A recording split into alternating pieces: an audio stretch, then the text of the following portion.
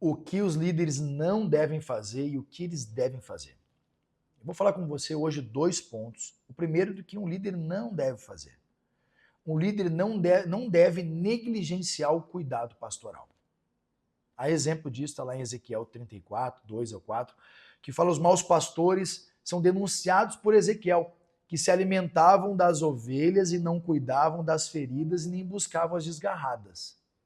Presta atenção nisso.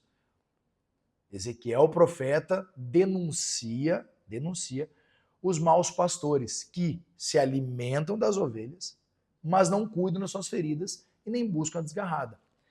Sabe, queridos, eu não vejo um problema um pastor receber para o serviço pastoral, não vejo problema um pastor ser abençoado. Afinal de contas, o apóstolo Paulo fala sobre isso, que aqueles que trabalham na obra vivem da obra.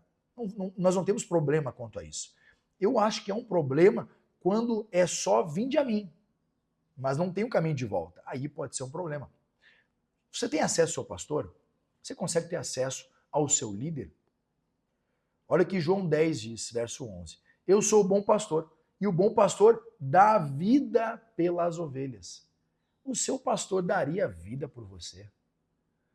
Ele dá a vida pelas ovelhas, você vê ele empenhado no comprometimento com o reino, ou ele só aparece domingo para pregar? Líderes abusivos, eles ignoram o cuidado com os seus discípulos.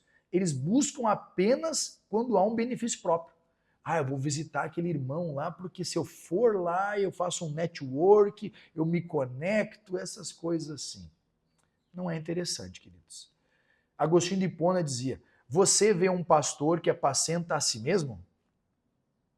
Esse é um pastor mau. Ele busca seus próprios interesses e não os de Cristo. Pastores que se apacentam a si mesmo. Eu tenho certeza absoluta que você não é cuidado por alguém que é um mau pastor. Tenho certeza. Porém, líderes ministeriais devem ter disposição para corrigir em amor.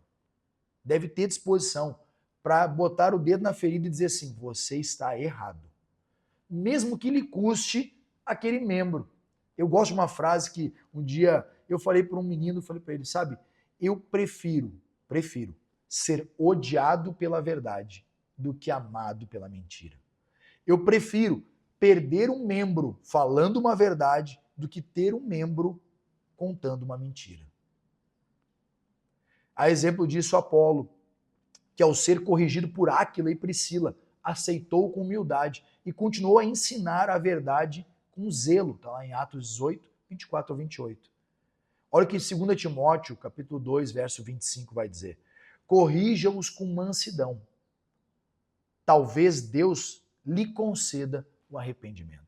Timóteo, um pastor, filho na fé de Paulo. Paulo estava dizendo, Timóteo, corrija eles com mansidão. Não tenha medo de dizer, irmão, você está errando, irmã, você está errando.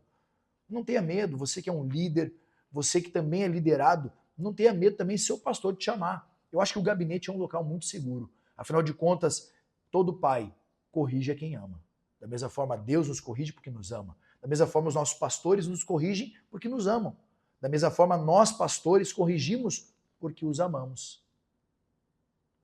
A correção pastoral deve ser feita com amor, visando a edificação do membro e não a sua humilhação. Entenda isso. Martin Henry diz assim, a correção é a ferida de um amigo fiel, não de um inimigo. Ela é feita com ternura e para gerar cura. Ou seja, toda vez que você é corrigido, é porque alguém ama você.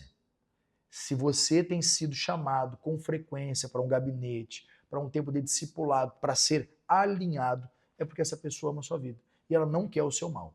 Então, tenha esse coração ensinável. Seja você alguém que corrige e alguém que é corrigido. Que Deus te abençoe grandemente. Até mais.